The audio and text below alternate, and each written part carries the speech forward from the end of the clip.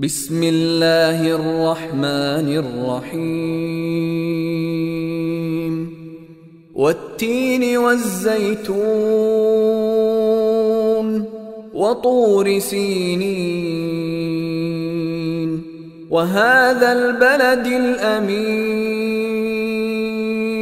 لقد خلقنا الإنسان في أحسن تقويم ثم رددناه أسفل سافلين إلا الذين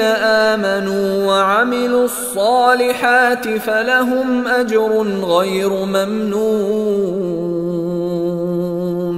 فما يكذبك بعد بالدين